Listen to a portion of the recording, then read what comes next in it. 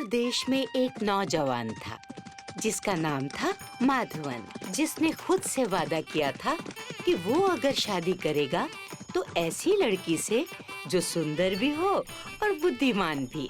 उसने ऐसी लड़की ढूंढते ढूंढते मीलों का सफर तय कर लिया, मगर जो सुंदर होती वो समझदार नहीं और जो समझदार होती वो सुंदर नहीं। आखिरकार वो अपने सपनों की राजकुमारी को तलाशते हुए विजयनगर आ पहुंचा। ऐसा लगता मैं पूरी दुनिया घुमा हूं ना, मगर एक भी लड़की नहीं मिलती जी। कहीं हमको जिंदगी भर कुंवारा ही तो नहीं रहना पड़ेगा। ओहो, ये शेर तो बहुत सुंदर हो ना। लगता है इधर मेरे को मेरी सुंदर राजकुमारी पक्का मिल जाती। दिन भर की यात्रा से थका हुआ माधवन वहीं किसी पेड़ की छांव में आराम करने को लेटता है और उसकी आंख लग जाती है। रोज की तरह मैं सबसे सवाल पूछूंगा जिसका जवाब फुर्ती में देना होगा। हाँ हाँ, पूछो काका पूछो। हाँ, आज मैं भी कमर कस के आया हूँ आराम से। पहले शरीर में तो फुर्ती ले आओ, फिर फुर्ती में जवाब दे देना। अच्छा बताओ, अगर मेरे पास एक भेड़ है, मैं उसको बिना बेचे कैसे सिक्के कमा सकता हूँ? भेड़ से सिक्के कमाने के लिए उसे बेचना तो पड़ेगा ही, पाई पाई जोड़ के। नहीं, गलत जवाब। आप कहे तो मैं कोशिश करूं काका। ये कोई लड़की होती या अप्सरा? अगर मेरे पास भेड़ हुई तो मैं उसे खूब खिलाऊंगी, पिलाऊंगी, उसकी सेवा करूंगी। अरे फायदा करवाना है आयशा बिटिया, उसको दाना पानी देकर नुकसान नहीं करवाना पाई पाई जोड़ के। फायदे के लिए थोड़ा सब्र करना होता है काका। आपको पूरा जवाब सुनने का सब्र और मुझे भेड़ के बड़े होने तक का। हाँ, तो भेड़ जैसे ही बड़ी होकर हट्टी कट्टी हो जाएगी, मैं उसकी ऊन, दूध और गोबर बेचकर खूब सारे सिक्के कमाऊंगी। सही जवाब।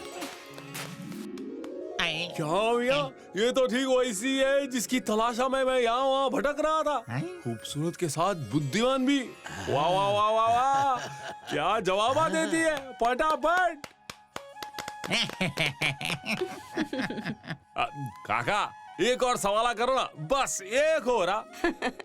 काका सवाल पर सवाल करते जाते और आयशा पल भर में उसका जवाब दे देती और इस तरह माधवन की सुंदर और बुद्धिमान लड़की की तलाश खत्म हो जाती है।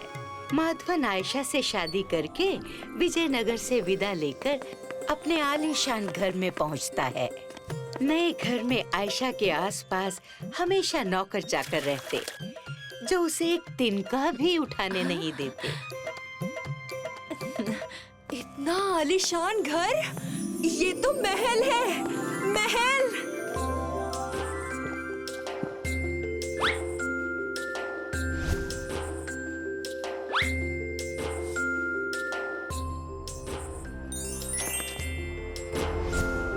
जो आयशा पूरे गांव का चक्कर लगाया करती थी, अब वो पूरे दिन में 2 कदम भी नहीं चला करती। कुल मिलाकर आयशा को अपना ये नया रहन सहन बहुत ही भाने लगा। धीरे धीरे समय बीतता गया और शरीर को जरूरत से अधिक आराम मिलने की वजह से आयशा के शरीर के अंगों ने एक एक कर काम करना बंद कर दिया। आयशा को दिखाने के लिए माधवन ने कई वैद्य हकीम बुलाए, मगर किसी की दवाई का आयशा पर कोई असर नहीं हुआ। धीरे धीरे आयशा के बीमार होने की खबर उड़ती उड़ती उसके गांव विजयनगर तक पहुंचती है। मैं ठीक करूंगा उसे। मैं चला और अपनी पुरानी आयशा बिटिया को वापस लेकर ही लौटूंगा। सभी गांव वाले काका की इस बात से अचंभित हो जाते हैं क्योंकि जिसको भला वैद्य हकीम ठीक नहीं कर पाए, उसे काका कैसे ठीक कर पाएंगे? काका सीधे वहाँ से निकलकर माधवन के महल पर जा पहुँचते हैं। काका आप? हाँ, मैं आ गया हूँ। अब तू चिंता मत कर आयशा बेटी, तुझे तो मैं अब ठीक करके ही जाऊंगा। आपका यहाँ आने के लिए शुक्रिया अदा करता मैं। आप जैसा बोलते हैं हम वैसा ही करते हैं। बस आप हमारी आयशा को ठीक कर देना जी। बिल्कुल। सबसे पहले मुझे किसी और के बनाए खाने पर भरोसा नहीं। कैसे बात करते हैं आप? यहाँ का रसोइया हमारा पिताजी, उनके पिताजी के पिताजी को बनाकर खिलाता। लेकिन आप चिंता ना करो, आप बोले तो मैं खुद उसके लिए खाना बनाएगा। उसकी जरूरत नहीं है, वो केवल मेरे हाथ का बना ही खाना खाएगी। और दूसरा, जब तक मैं ना कहूँ तब तक इसके आसपास एक आदमी दिखाई नहीं देना चाहिए। आदमी क्या, आदमी की परछाई तक नहीं दिखनी चाहिए। परछाई तक नहीं? फिर घर का सारा काम कौन करता जी? सब ऐसा करेगी। नौकर चाकर रहे ना रहे, तुम्हें ये घर शीशे की तरह चमका कर रखना पड़ेगा। मगर अगर मगर की बात है तो मैं जाता हूँ। नहीं नहीं काका, आप कहीं मत जाइए। आप जैसा बोलेंगे मैं वैसा करने को तैयार हूँ। अगले दिन से ही काका के कहने के अनुसार आयशा का पूरा रूटीन चेंज हो गया। काका खाना बनाकर ऊपर की मंजिल पर रख देते, जहाँ आयशा को सीढ़ियाँ चढ़कर जाना पड़ता। साथ ही शर्त के अनुसार आयशा को बिना किसी की सहायता के घर को चमचमाने के लिए खूब मेहनत करनी पड़ती। अब मेहनत होगी तो आयशा की हड्डियों में लगा आलस का जंग तो छूटना ही था। अब जब आयशा का आलस छूटा तो हर ढलते दिन के साथ वो बेहतर महसूस करने लगी। आयशा की वही फुर्ती तो वापस आ गई, मगर उसका दिमाग पहले जैसा फुर्तीला हो पाया या नहीं, उसकी जांच अभी बाकी थी।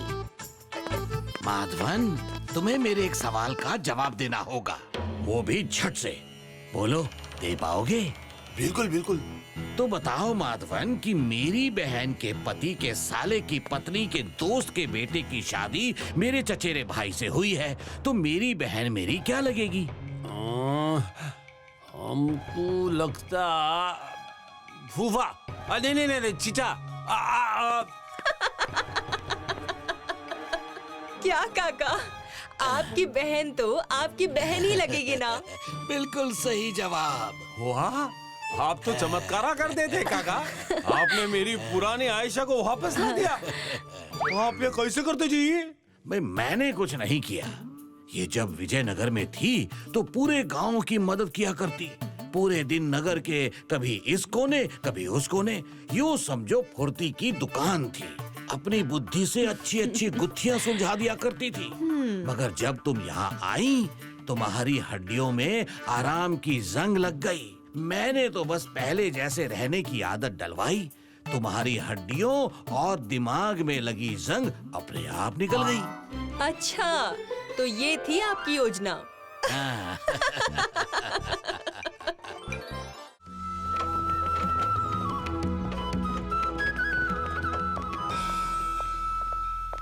बड़े अरमानों के साथ थोड़े से सिक्के लेकर विमलावती शॉल खरीदने आई थी। इसका क्या दाम है? बस 10 सिक्के का है जी। बहुत महंगी बोल रहे हो। इतनी महंगी दुशाला कौन लेता है विजयनगर में? मैं लेती हूँ। हाँ? विमलावती महिला की चमक दमक देखती रह गई। क्या रेशम की साड़ी थी, दोनों हाथों में ऊपर तक सोने की चूड़ियाँ। ये कोई और नहीं, राज ज्योतिष की पत्नी थी। अब उसके सामने विमलावती को कौन भाव देता?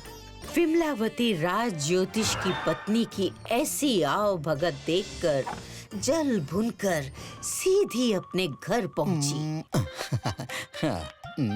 एक एक दो दो के सिक्कों में चील कौओं की कहानी लिख के खुश होते रहोगे? कुछ ऐसा काम करो जिसमें सिक्के ही सिक्के हो। तुम ज्योतिषी क्यों नहीं बन जाते? भविष्य बताना हंसी का खेल है क्या? यहाँ कलम चलाकर कहानियाँ लिखते हो, वैसे ही वहाँ ये हाँ, पासा फेंक के बना देना कोई कहानी। स्त्री हट के आगे तो बड़े बड़े हार जाते हैं। कमलेश कहाँ तक टिकता। कमलेश अपना झोला लेकर मार्केट में आता है और चबूतरे पर एक कोने में ज्योतिष का बोर्ड लगाकर बैठ जाता है। जानो अपना भविष्य जानो, जानो अपना भविष्य जानो। सुबह से दोपहर हुई लेकिन कोई अपना भविष्य जानने के लिए नहीं आया। कमलेश घर जाने के लिए उठा ही था कि रुको ना भैया, रुको। मैंने अपने पति की दी हुई बहुत कीमती अंगूठी घुमा दी है। क्या तुम बता सकते हो वो कहाँ है? मैं कैसे बता सकता हूँ? मैं ही तो बता सकता हूँ। पासा फेंक के बना देना कोई कहानी। और फिर कमलेश पासा फेंकता है। कहाँ मुसीबत में फंसा दिया विमलावती ने। ये फांसा देख के क्या बताऊं इस महिला को।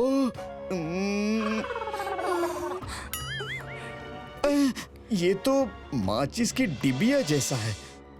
माचिस? हाँ माचिस।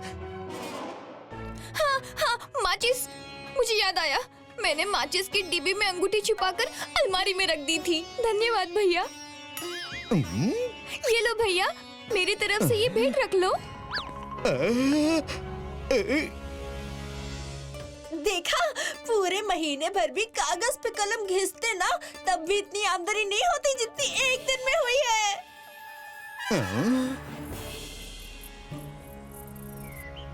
क्या चोरी हो गई? ये अफरा तफरी चोरी की वजह से थी। किसी ने राजमहल से हीरे जवाहरात से भरे पूरे 40 डब्बे चोरी किए थे। राज ज्योतिष भी चोर का पता नहीं लगा पाए। मुझे थोड़ा समय चाहिए होगा महाराज। और कौन है हमारे दरबार में जो चोरों का सुराग पता लगा सके? महाराज, ये आदमी कोई और नहीं बल्कि उसी महिला का पति था जिसे कमलेश ने अंगूठी का पता बताया था। फिर क्या?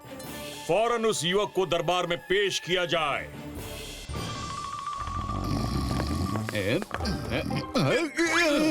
अरे कौन हो? कहाँ ले जा रहे हो मुझे? अरे यही है वो युवक महाराज। हमने सुना है कि तुम बहुत सटीक भविष्यवाणी करते हो। बताओ, राजमहल में चोरी किसने की? स्मरण रहे, भविष्यवाणी गलत हुई तो काल कोठरी में डाल दिए जाओगे।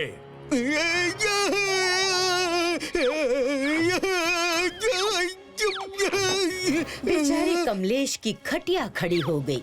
वो कोई ज्योतिष तो था नहीं, लेकिन महाराज से ये कैसे कहता?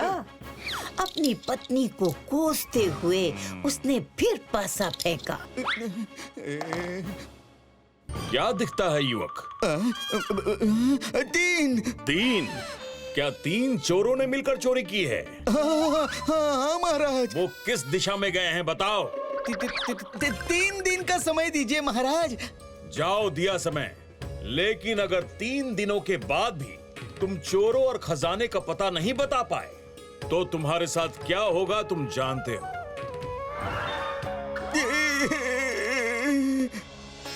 कमलेश ने 3 दिन का समय चोरों का पता बताने के लिए नहीं, घर के पकवान खाने के लिए मांगा था।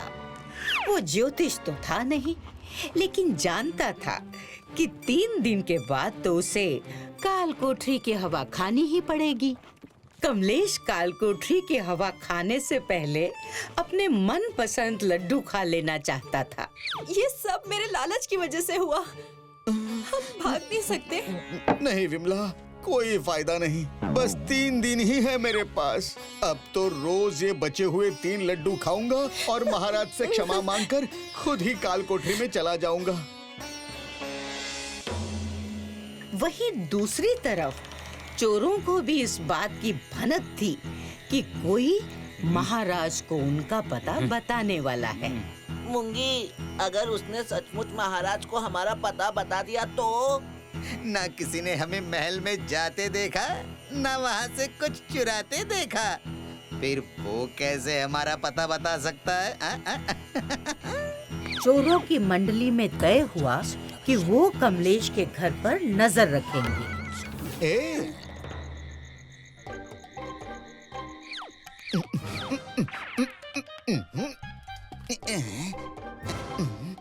पहला, ये तो गया, अब बस 2 बाकी है।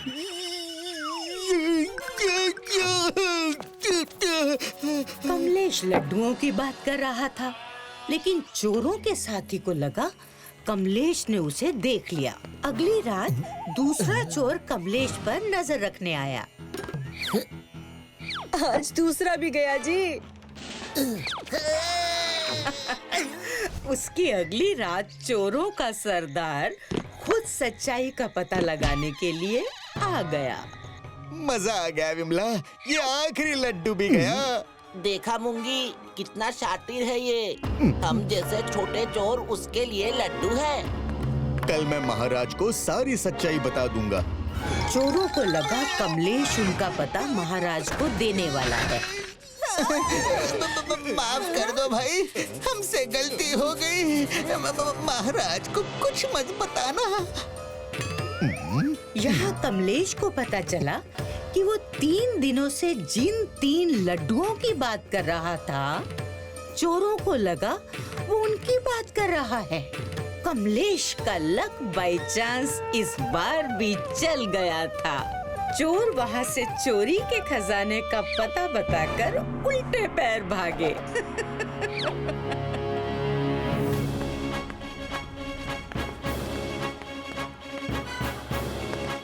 महाराज, मेरी सारी शक्तियाँ सीमित है। अब मैं या तो आपको चोरों का पता बता सकता हूँ या लूटे हुए खजाने का पता। बताइए, आप क्या पाना चाहते हैं, चोर या खजाना? ये बोलते हुए कमलेश को बहुत डर लगा, क्योंकि खजाने का पता बताकर चोर तो भाग चुके थे। कहीं महाराज ने चोर का पता बताने को कहा तो? चोर! चोरों का पता जानकर हम क्या करेंगे? हमें अपने गहने वापस चाहिए। कमलेश का लक बाय चांस यहाँ भी चल गया। कमलेश ने जहाँ बताया था, चोरी हुए सारे गहने वहीं मिल गए। खुश होकर उन्होंने कमलेश को राज ज्योतिष का पद देना चाहा, लेकिन कमलेश जानता था कि लक बाय चांस चलता है, हरदम नहीं। क्षमा करें महाराज, मेरी सारी शक्ति इस खजाने को ढूंढने में चली गई है। मैं इस पद के लिए योग्य नहीं हूँ।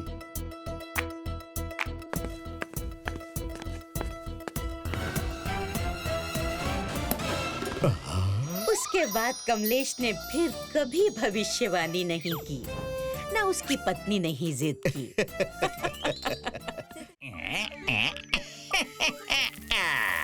हो गई मिलावट पूरी।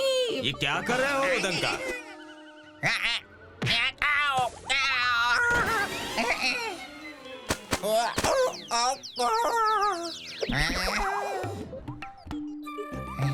कौन? अरे घबरा तो ऐसे रहे हो जैसे कोई चोरी की हो। भास्कर, तुम?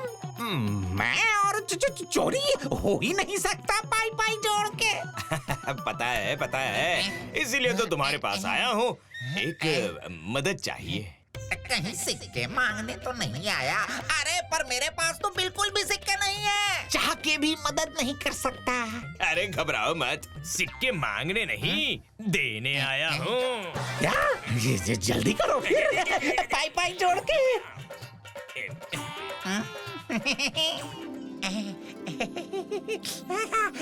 अरे रुको, पहले पूरी बात तो सुन लो। अब बोलो। अब मैं तीर्थ यात्रा के लिए जा रहा हूँ। अब चोरों का क्या भरोसा, कहीं खाली घर देखकर डाका न डाल दे। इसीलिए मैं अपने सारे सिक्के तुम्हारे पास सुरक्षित रखने आया हूँ। ये तो मुफ्त सेवा लेने के लिए आया है। लेकिन सिक्कों के मामले में तो भाई का नहीं होता। क्या पता कब किसकी नीयत फिसल जाए। बेटा, आधा किलो गुड़ देना। अरे अम्मा को गुड़ देना। ये रहा गुड़ और ये रहे बाकी के सिक्के।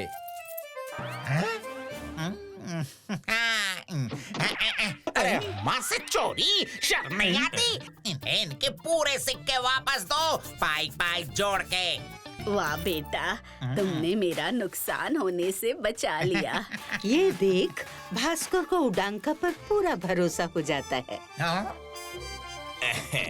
वाह मित्र, तुम तो बहुत ईमानदार हो। मैंने तय कर लिया है, अपने सिक्के मैं तुम्हारे पास ही रखूंगा। वो तो ठीक है, पर बिना सोचे इतनी बड़ी जिम्मेदारी देना सही नहीं होगा। मैं तो कहता हूँ कि इन सिक्कों को कहीं छुपा देते हैं, पाई पाई जोड़ के। छुपा देते हैं मतलब? मतलब किसी ऐसी जगह जिसका पता बस तुम्हें हो।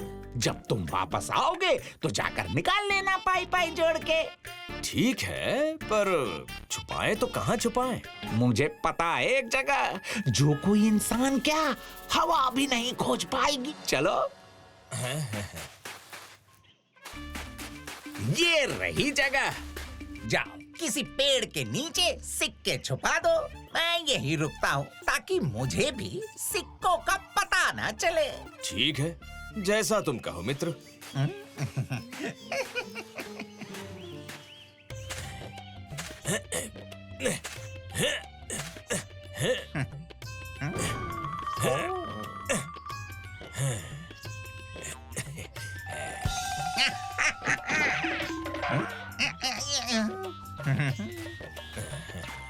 हो गया काम मित्र। पेड़ को अच्छे से याद रखना, क्योंकि इसका पता बस तुम्हें ही है। हाँ हाँ, याद रहेगा। 6 महीने बीत गए। भास्कर अपनी यात्रा पूरी करके वापस आया।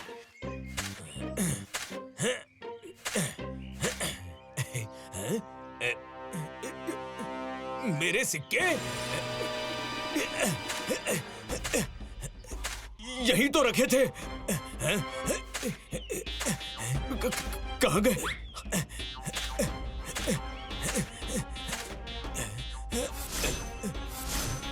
जरूर उड़नका ने लिए होंगे। इस जगह के बारे में बस उसे ही तो पता था।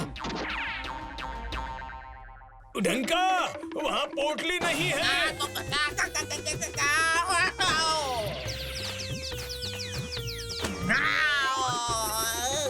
मेरे सिक्के, मेरे सिक्के। उड़नका, मेरे सिक्के कहाँ हैं? कौन से सिक्के? अरे वही सिक्के जो पोटली में पेड़ के नीचे छुपाए थे यात्रा में जाने से पहले। वो मुझे कैसे पता होगा? वो तो मैंने देखा भी नहीं था कि किस पेड़ के नीचे सिक्के छुपाए थे, पाई पाई जोड़ के। तो क्या सिक्के छू मंतर हो गए? अरे मुझे नहीं पता, चलो जाओ यहाँ से। उडांका के साफ मना करने पर भास्कर निराश होकर चला गया। तभी उसे वही बूढ़ी अम्मा मिली जो उस दिन उडांका की दुकान में आई थी। वो भास्कर को परेशान देखकर उसके पास गई। क्या हुआ बेटा, बड़े परेशान दिखाई दे रहे हो। क्या बताऊं मैं अम्मा। उसकी सारी कहानी सुनकर बूढ़ी अम्मा ने भास्कर की मदद करने की सोची।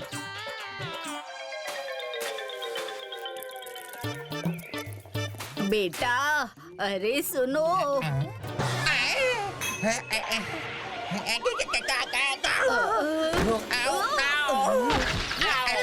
अरे बेटा, तुम तो गिर गए। अरे अम्मा, इसे गिरना नहीं फिसलना कहते हैं, पाई पाई जोड़ के। अरे आपको क्या चाहिए ये बताओ। मेरा बेटा तीर्थ यात्रा में गया था। इतने महीने हो गए पर वापस ही नहीं लौटा। बड़ी चिंता हो रही है। तुम ईमानदार हो, इसलिए तुम्हारे पास आई हूँ। हाँ हाँ, बताइए। मैं अपने बेटे को खोजने जा रही हूँ, इसलिए अपने सिक्के तुम्हारे पास सुरक्षित रखने आई। मुझे और किसी पर भरोसा नहीं। पर अम्मा, सिक्कों के मामले में तो आजकल भाई भाई का नहीं होता। क्या पता कब किसकी नीयत फिसल जाए। पर मेरे पास एक दूसरा उपाय है। आप मेरे साथ चलिए पाई पाई जोड़ के। अम्मा, आप यहीं किसी पेड़ के नीचे अपने सिक्के छुपा दीजिए, जिसका पता सिर्फ आपको हो। और हाँ, कौन सा पेड़ ये जरूर याद रखना। तब तक मैं इधर खड़ा रहता हूँ।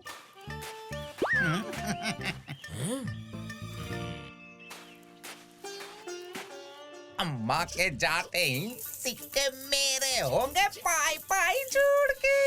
वाह डंका, क्या दिमाग पाया है तुमने।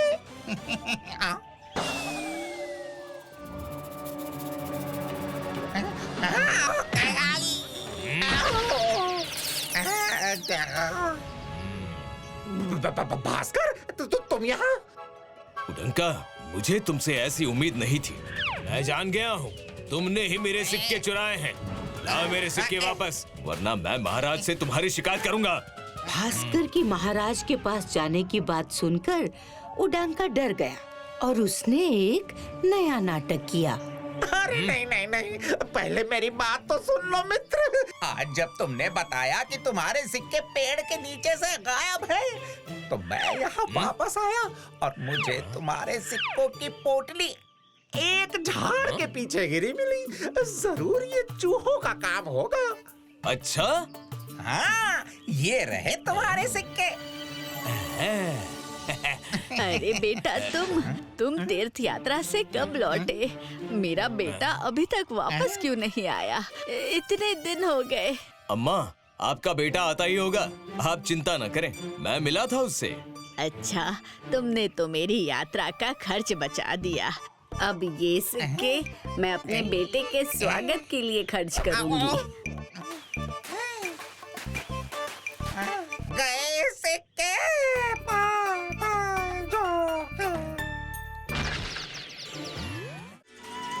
विष्णु एक बहुत ही अच्छा और समझदार लड़का था, जो पहली बार विजयनगर आया था। और उसको विजयनगर और वहाँ के लोग इतने पसंद आए कि उसने विजयनगर में बसने का ही फैसला कर लिया। भाई साहब, यहाँ कोई मकान हो तो बताओ, मुझे खरीदना है। अगर ये मेरा घर खरीद ले तो मेरे सारे कर्ज उतर जाएंगे। रुको, मैं अभी नीचे आया। सतीश बहुत गरीब था, पर हमेशा से नहीं। उसके पूर्वज बहुत ही अमीर थे, पर समय के साथ उसका सारा धन और जमीन बिक गया और अब उसके पास ले देकर बस यही एक पुराना घर बचा था। पर वो घर था बहुत बड़ा। भाई साहब, आपको घर खरीदना है और मुझे ये घर बेचना है। अगर पसंद आए तो ले लो। वाह, घर तो बहुत सुंदर है। थोड़ा पुराना है पर चलेगा। वैसे आप इसे बेचना क्यों चाहते हैं? बेचना चाहता नहीं, मजबूरी है। ये मेरे पूर्वजों का घर है जो पहले बहुत आलीशान हुआ करता था, पर इसकी देखभाल करते करते मैं ही कर्जे में डूब गया। मेरे घर वाले ये घर छोड़कर दूसरे गांव चले गए, पर यहाँ के लोग मुझे बिना कर्ज चुकाए जाने ही नहीं दे रहे।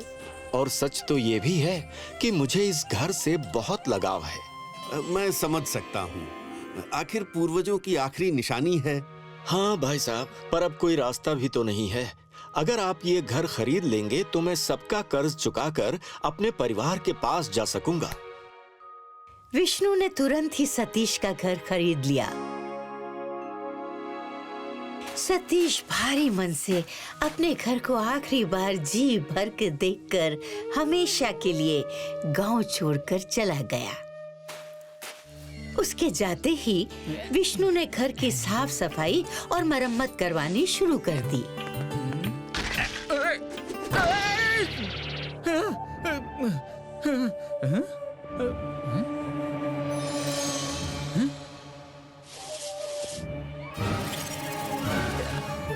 अरे ये बक्सा कोई खजाना लगता है।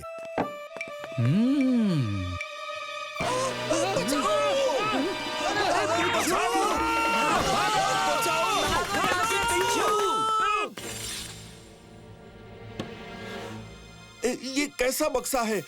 बिच्छू से भरा हुआ। जरूर इसके पीछे कोई राज है। बिच्छू से भरे बॉक्स को देखकर विष्णु सोच में पड़ गया और उस बॉक्स को लेकर वो विजयनगर के सबसे बुजुर्ग और बुद्धिमान आदमी के पास गया। बाबा, ये बक्सा मुझे सतीश के घर में मिला। मैंने सतीश को बहुत ढूंढा पर वो मुझे कहीं नहीं मिला। अब आप ही मेरी शंका का समाधान कर सकते हैं। पूछो बच्चा। बाबा, आश्चर्य की बात है कि ये बक्सा बिच्छू से भरा है।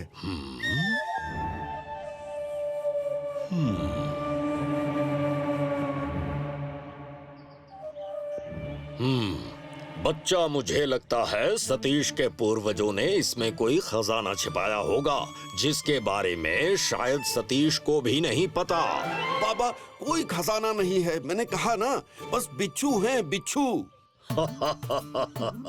ऐसा तुम्हें लगता है बच्चा? जरूर इस बक्से में किसी मंत्र का असर है जिसकी वजह से खजाना सतीश को और उसके परिवार के सदस्य को ही दिखेगा। उनके अलावा इसमें सभी को बिच्छू ही दिखाई देंगे। बाबा की बात सुनकर विष्णु सोच में पड़ गया।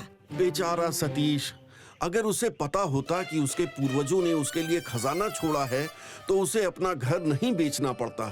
सतीश की हालत पर तरस खाकर विष्णु ने तय किया कि वो उस बक्से को संभाल के रखेगा तब तक जब तक उस खजाने का असली हकदार उसे नहीं ले जाता।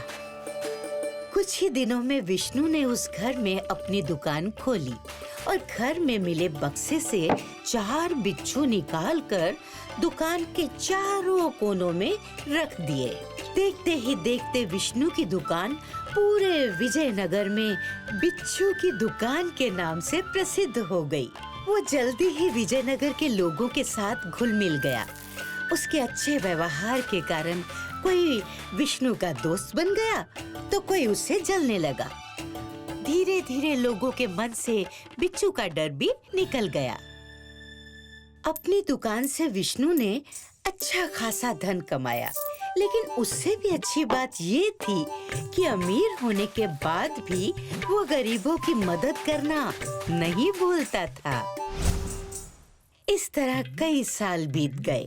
विष्णु देखते देखते बूढ़ा हो गया, लेकिन कोई भी उस बिच्छू से भरे बक्से को लेने नहीं आया।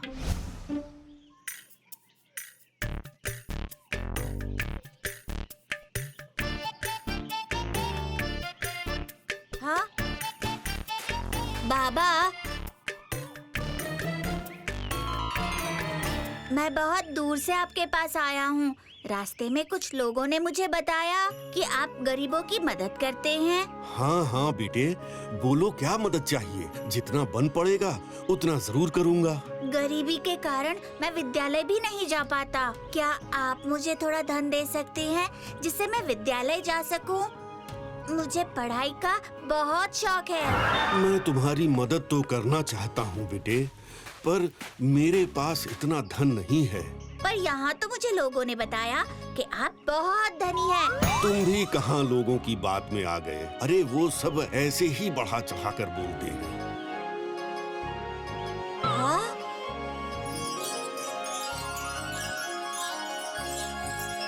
बाबा, मदद नहीं करनी है तो साफ साफ बोल दो। झूठ बोलने की क्या आवश्यकता है? मतलब ये कि अगर आपके पास धन है ही नहीं तो आपने दुकान के चारों कोनों में सोने के सिक्के क्यों रखे हैं? सोने के सिक्के? ये तो बिच्छू हैं। हाँ, बिच्छू? सोने के सिक्के आपको बिच्छू दिखाई देते हैं?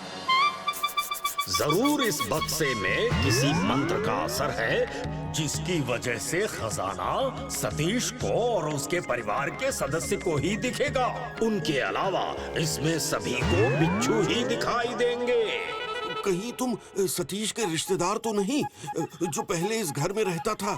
क्या तुम्हारे पूर्वज कभी इस गांव में रहते थे? जल्दी बताओ। आपको कैसे पता कि मेरा नाम सतीश है? ये नाम मेरे दादाजी का भी था जो इस गांव में सालों पहले रहते थे। सतीश की बात सुनकर विष्णु को बूढ़े बाबा की बात की सच्चाई पता चल गई। उसने घर में मिला बक्सा सतीश को दिखाया। अच्छा तो बताओ इस बक्से में क्या है? इतने सारे सोने के सिक्के। विष्णु की सालों की तलाश खत्म हो गई थी क्योंकि उसे बक्से का असली हकदार मिल गया था, जिसके लिए बरसों से वो इंतजार कर रहा था। उसने सोने से भरे सिक्कों से भरा बक्सा सतीश को दे दिया। बेटा, ये सारे सिक्के तुम्हारे हैं जो तुम्हारे पूर्वज तुम्हारे लिए छोड़ गए हैं। क्या सच में? बाबा, आपने इतने सालों से इनकी देखभाल की है, आप भी थोड़े से सिक्के रख लो। नहीं नहीं, ये सब तुम्हारा है। अब से तुम्हारे सारे दुख खत्म हो जाएंगे। तुम अच्छी पढ़ाई के साथ साथ अच्छी जिंदगी भी जी सकते हो। धन्यवाद बाबा। If you like this video, subscribe to our channel Murthy Media.